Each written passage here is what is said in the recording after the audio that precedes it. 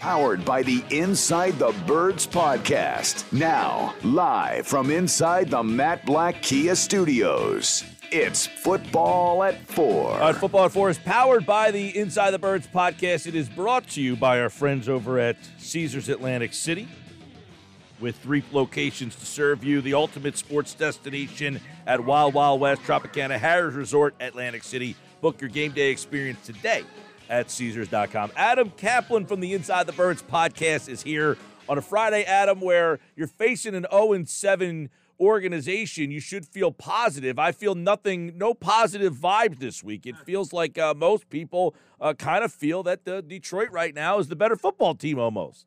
Well, they're very competitive. They don't have a very good roster. They play very hard for this coaching staff, and particularly head coach Dan Campbell. So much so that Dan Campbell cried a couple of weeks ago in one of his press conferences. So they just have come so close. They got jobbed by the referees when they clearly outplayed the Ravens. That's when Justin Tucker hit that long field goal to set an NFL record. And they had a lead late in the third quarter against the Rams last week. They really outplayed the Rams. So, yeah, they play hard. They're not very talented. They're coming close to winning. They've had only 2 games where they really were not in it. So, in the end, I understand the people's sentiment, and I understand locally the fans have been so down on the Eagles after this losing 5 out of 6. Totally understand it. Okay, Miles Sanders, we found out, not only is he out today, Adam, he is going to be on the injured list, which means he's going to miss at least 3 weeks. Some people would say, who cares? They don't use him anyway. Is there an impact on the Eagle offense with Sanders out? Yeah, they haven't put him on the IR yet. They have till Saturday to do that. That's the deadline for roster moves before the game. So if they do that, that means that he will not be back until week 11 at the earliest. Now, the reason why they probably will do it, Mike, is, and this is kind of what the Panthers did with Christian McCaffrey. They know it's more than a 1-week injury. We said on Inside the Birds earlier this week, we know for a fact that it's a multiple-week injury because it's not just your normal ankle injury. It's not a high ankle per se. It doesn't sound like, but it's ankle foot, which means it's in more than one area. Just get it right. Why rush him back with an ankle injury? So the takeaway today, though, this is interesting. Nick Sirianni says some things. I'm not sure sometimes what he means. Now, he did say that Jordan Howard got work with the ones this week, with the starters. Now, typically that means he's probably going to get some work with the starters in the game. So is it going to be rotation? We just don't know how they're going to do this. I still think Kenny Gainwell will get the most touches out of the group, but that was the curveball. We haven't known Nick Sirianni for more than 7 weeks in a regular season for the Eagles. We just don't know sometimes what he means. Yeah, and I would actually, I don't know how you feel about this, Adam. I mean, Boston Scott, every time he's been called on in the past, we've had the Boston Scott games against the Giants. 19 carries, 54 yards, 3 touchdowns, 3 catches, 84 yards, 15 for 70 against Dallas, 15 for 65 against Washington. When you've had to ask him to help you out, he's been there for you. I'd like to see them maybe lean on him a little bit more. Yeah, he's shown he can handle volume. The really odd thing about Boston Scott is the Eagles clearly have been a 2 running back offense. They've not used a 3rd running back at all until last week. He doesn't have a carry until last week. No, he hasn't touched the ball. That's what I mean. So they've been a 2 running back offense. There's been no inclusion of anyone else. Now they have to include. You can't dress 2 running backs in National Football League. You just can't do that. So they're obviously going to bring up Howard. The question is, what's his role going to be, and we'll find out on Sunday. Let's look at some of the things surrounding this team, because obviously this game's on Sunday. A loss here could really make Tuesday interesting. So, Adam Caplan, NFL trade deadline. Howie Roseman, we know he likes to make the calls. Are they sellers definitively no matter what happens Sunday? Yeah, I don't think Sunday has anything to do with it. I think 2-5. It's one thing if they would have won last week. 3-4, maybe a hedge a little bit whether they should be sellers. 2-5. I know Roseman. It was when they were 2-4. It was the day after the Bucs game when Zach Ertz was traded. He spoke, and he said, "Look, someone asked him. One of the reporters asked him, and he kind of bristled at it. But they're 2-5 now. I just talking to teams around the league. They're certainly they're taking calls. They're making calls like you normally would. This is typical of this time of year. I think at least 2 trades is reasonable. 2 more. They've already made 2, as we know. I think 2 are reasonably. I think you could expect that 2, if they make any trades, I think it'll be more than 1, probably closer to 2. Why? They have 7 linebackers. They don't need 7 linebackers. We said this all season. It makes no sense to me or to anyone else. I think that Andre Dillard, we put it out, 5 weeks ago that there are multiple teams involved. I know there are multiple teams are still interested in him.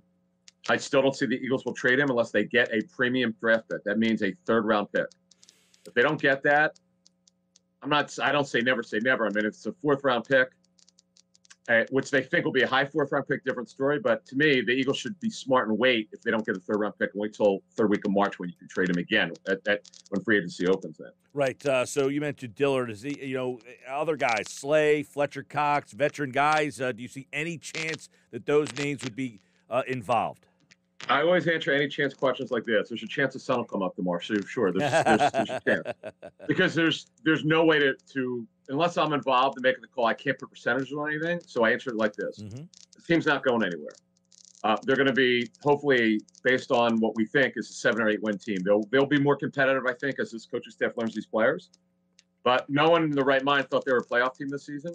They're not going to be.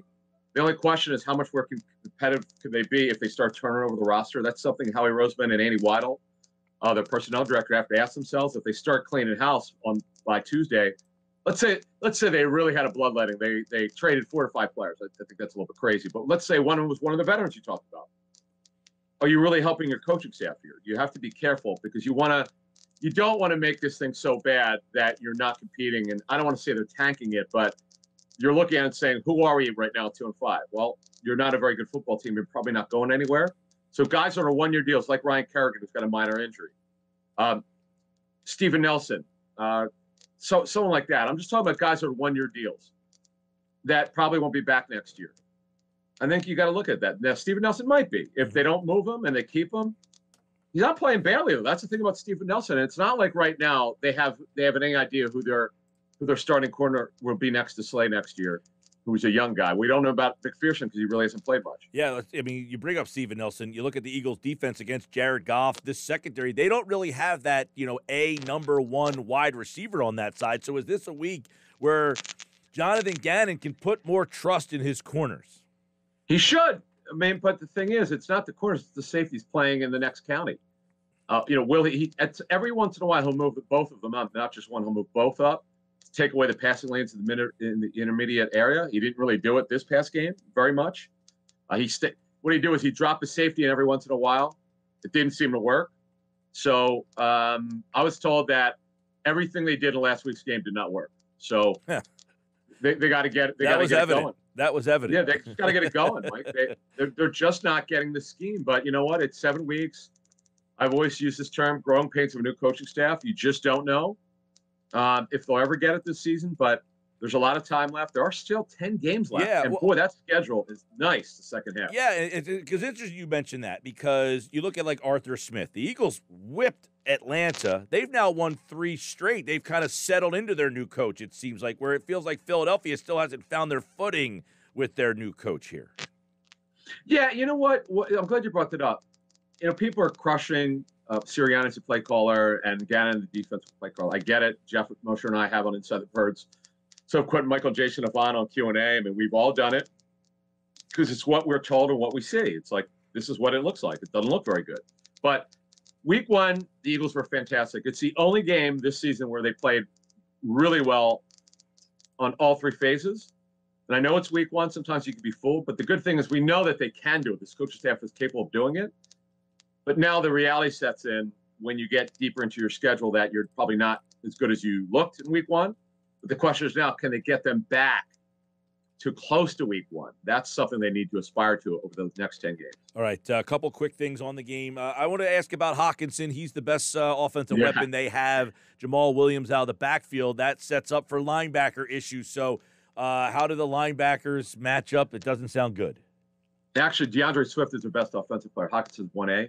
DeAndre Swift he's going to probably lead all NFL running backs in receptions this season. He's been phenomenal. You're right about Hawkinson. He's a stud. He's got 2 minor injuries. He should go. Because the Eagles have been so bad against tight ends and they don't seem to move their safeties up, if Anthony Lynn, their offense coordinator, calls plays right, he should have them in 15, like between 12 and 15 yards off the line of scrimmage. That's where he should catch. That's the heat area where these tight ends are catching it. You saw Foster Moreau average 10 yards a catch plus a touchdown. He caught all 6 targets last week. He was very impactful. think about it. Darren Waller's in play, and the Eagles still struggle against tight ends. It's just remarkable to me how bad they've been against certain type of players this season. Yeah, and last thing on the defensive side of the ball. Last week, the Raiders, not a great offensive line. That's typically where the Eagles say we have an advantage. They got whipped in that spot. How about this week? No, great point, Mike. In fact, that was where we thought on the interior of the Raiders line that the Eagles would really have their way. They didn't.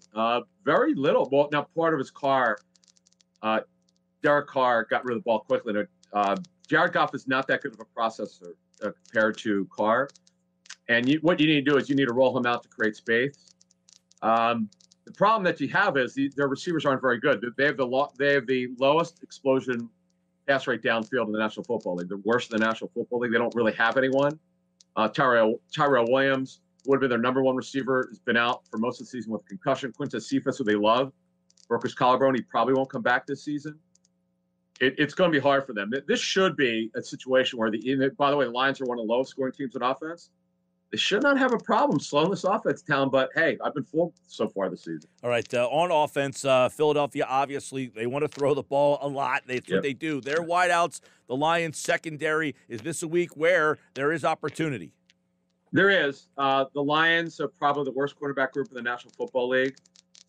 They played two out of their top three corners now are undrafted free agents, one this year, one last year.